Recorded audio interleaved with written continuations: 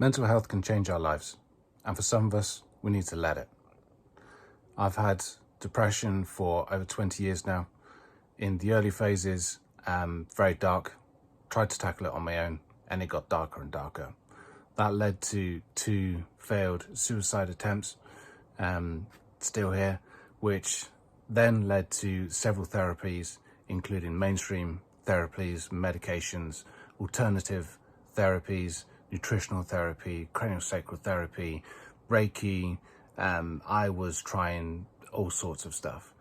One of the things that helped change for me was an impact coach who I met through a mutual friend who was asking me about my suicidal thoughts, and he asked me to write them down when I thought about them, to review in our next session. Over the course of a week, I was having suicidal thoughts probably around 8 to 10 times a day, and I would think up different ways of trying to kill myself. In the next session, we were having some questions, and unfortunately during these sessions, I'm my own worst enemy, and I started to understand the kind of answers that he wanted to hear to feel like it was progress, but deep down I knew that I was just tricking myself. And then he asked the question, why do you want to die? It shocked me. And at that point, he'd broken through. The answer was that actually I didn't want to die. I just didn't want to live how I was living. I wanted my life to change. And from that moment on, it became more about what do I want my life to be rather than what it is not. So yeah, mental health is heavy. It's hard, it's dark, it's horrible. You feel very alone, and basically there's very few people who give a fuck, to be honest. Really few. There's a lot of noise about this around, and you have to decide what you want to do about it. For a few years during my therapy, I found some solace in sharing my story with others, and that was fine until it became the point that was what I was all about.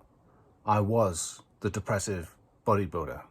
I was the person who suffered from depression and, was trying to find my way in life. But I knew that wasn't my identity either. It's just part of the process to find out, to discover, to challenge what it is you think you want and what you really want.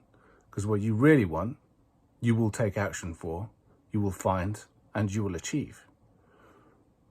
I'm not saying that the depression will go away, but it will be different. You will recognize it. I think it was Winston Churchill who first coined the phrase of the black dog. Well, that black dog could be a rescue dog. And I have a real life rescue dog, beautiful dog. I think she rescued me more than I rescued her. But still, she needs to understand how we communicate together. We call it training in the human form. And I think that training is more two-way than just the one way. She taught me how to respond to her, and I teach her how to respond to me. And that's the same for the depression. It's there, but you need to train it. You need to understand that it's an energy, and that energy can drag you down and cause you to want to spend days and days in bed. It's an energy. You can turn that around, and you can use it to drive you forwards and achieve many different things. For me, after years of the therapies and the treatments, etc., I started my own business to help others. And I studied these therapies, and I became qualified in several of these therapies, all of which wouldn't have been possible if I hadn't had depression in the first place. It's tough. Mental health is a constant thing. And as the phrase goes, it's kind of like a shower. Recommended that you keep a check on it daily, because otherwise it starts to really stink. Keep your chin up. There's a great network that's built in here, and I encourage you all to engage with it. Stay strong.